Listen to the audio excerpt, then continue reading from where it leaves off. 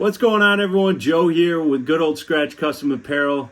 Thank you for tuning into the video. Thank you for those that are following along. Make sure you like and subscribe.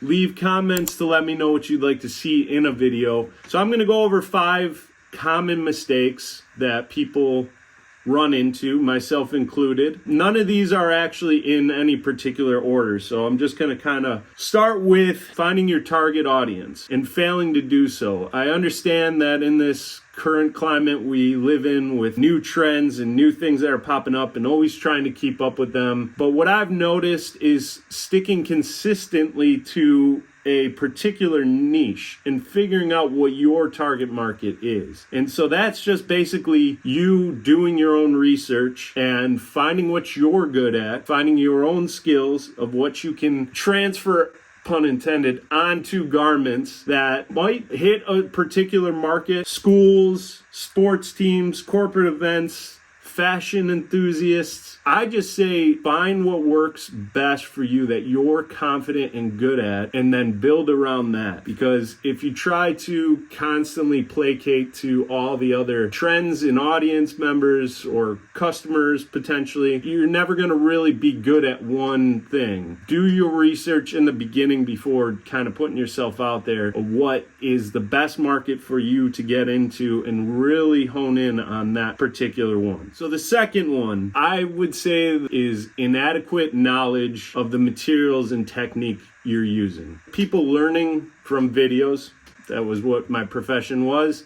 I like teaching people how to use material correctly, but sometimes they didn't actually take the time to learn all about what the material was mainly used for and the full capacity of the material itself. Now, that was just for heat transfer vinyl. There's a plethora of different types of decoration techniques you can use. So it's for you to identify the correct usage of those substrates. If you're going to get into heat transfer vinyl, figure out what materials you need to have for the particular garments you're using. What equipment are you able to have at your place, whether it's in your basement or maybe you have a shop? Do you have room for a heat press, a vinyl cutter, direct to film? Do you have the capacity to house a printer and all the components that come with that? These are things that you want to do the due diligence before jumping right into getting these things because you saw a video or you saw someone using it and you thought, I can use it. Then you get it and you're not confident about it and then give up. Do your research before purchasing anything and make sure that it's the best option possibly for you to use for the target audience you established in step 1. And that is going to be a good jump off to really, again, hone in on what is best for what you're trying to do with your business.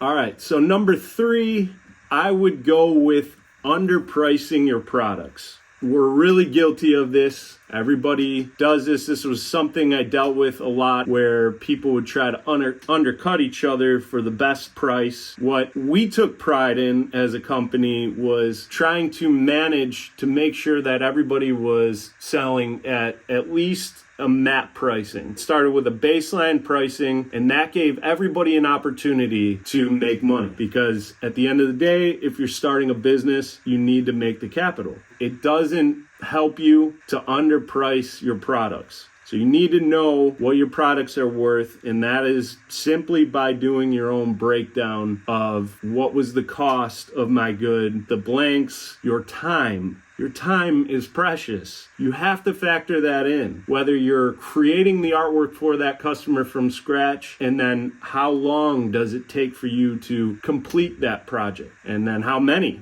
Obviously, if a customer is ordering a ton of these one designs, you can, obviously give each individual piece of a deal when you figure out that final breakdown. But don't underprice your goods just because a competitor's doing the same, or a competitor can do it for a lot cheaper. You got to know your worth. So you have to make sure that the products that you are doing or creating are of quality. Now that brings me to the 4th mistake. ignoring quality control. That was a majority of what my job was. I made content to show how to properly use the material, mainly so that you didn't deal with lifting or peeling or dye migration or things of that nature. And I understand a big part of that is also you want to have a quick turnaround time. If you're like me, I want to make sure that I get the finished good out as quick as I can, but what's important is not slacking on quality control and making sure that if you're new to the whole decoration world, that you're doing tests before you are doing the final product. That might be if you're using heat transfer vinyl for the first time, you want to test that out on the same type of fabric that you're going to be giving to your customer. You may even want to test out a wash test at home, see how that washes over a couple cycles to make sure that you're not seeing any peeling or lifting, especially if you decide to take a little bit more of a cheaper route on your equipment, which I understand. That makes a lot of sense. If you're starting, you don't want to get too over your head on what equipment that you're using, especially if you don't have the space for it or you're new to it and you don't want to be overwhelmed. You kind of want to dip a toe in there. The problem with obviously lower ended equipment is you might run into some issues with the proper adhesion, or if you're doing sublimation with high heat, it may not be getting to the correct temperature, things of that nature. Also, when it comes to washing, you want to familiarize yourself on how the product that you're using washes and run it through the ringer, literally. Every which way somebody would wash it, because we've run into countless things that you would never even believe people did in the wash. With the wash, it was like, how did this material that was once blue turn, I don't know, red? There were all different things that we would run into that was kind of remarkable. It's good for you to do your own testing, and I'm not talking about with the finished products, because you never want to wash a product that's going to somebody else. That's why you want to make sure you're doing test runs and you have your whole environment, your workspace is locked in. That's why if you're using a heat press and you're using them for, let's say, sublimation, you're going to be up close to 400 degrees. You don't want to bounce between doing sublimation at 400 degrees and then using heat transfer vinyl at 300 degrees. You want to make sure that you have all that dialed in for the particular product you're using and the fabrics you're using. And then just once you get into the groove of it, you'll get more confident, but you want to try that out. And if this is going to a customer, taking the time to look at the finished product and make sure that everything is 100% as it can be is very important, because now you can be blasted on the internet and there goes your business right off the rip. If you get bad reviews and bad feedback, that will start kind of killing potential clientele. If you have a quality product, a quick turnaround, believe me, customers will continue to come back.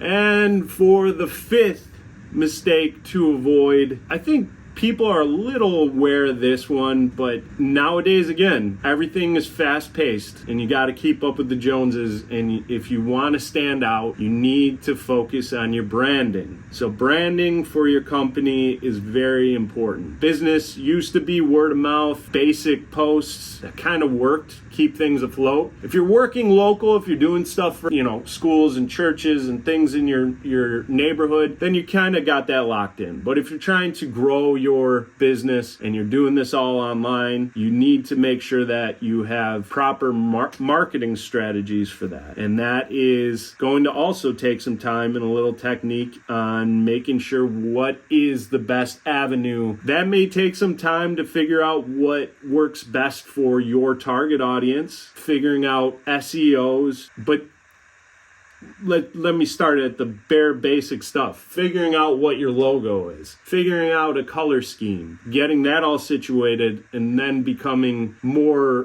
prominent online and creating business pages on all social media platforms, figuring out your best route to navigate your business that way. Because it is a little arduous to try to do business, quote unquote, old school, which may work for you. I'm not saying it's not going to. It all depends on how big you want to take your business. But if you're just starting, it's good to come out of the gates showing like you're a confident company, you know what you're doing, you're knowledgeable on the products that you're using. Ideally, you want to get some reviews. You do want to make sure that people are leaving feedback. The audience or your customer base is going to speak for you. And then, this is a visual world. So using a lot of platforms that can really showcase the work that you do is ideal. That's going to be a huge focal point, and that's why I'm saying none of these that I mentioned, all 5 of them can be in any order. I don't want anyone to be like, well, that should be number 1. And maybe it is number 1. Figuring out what your branding is, your name, logo, and what you want to do. So there you have it. Those are the 5 common mistakes that you can avoid when you're starting your custom clothing business, or if you have a business right now, and things that maybe you didn't consider. And I wanted to share that with you. I have a plethora of knowledge in the garment decoration industry, and I want to be able to share this on this platform, as well as show you stuff that I'm making and put myself in your shoes as just a regular consumer. I'm just working out of my basement. And so this is new for me, and I can't thank you all enough for tuning in and watching. I hope these videos help, and what helps me is if you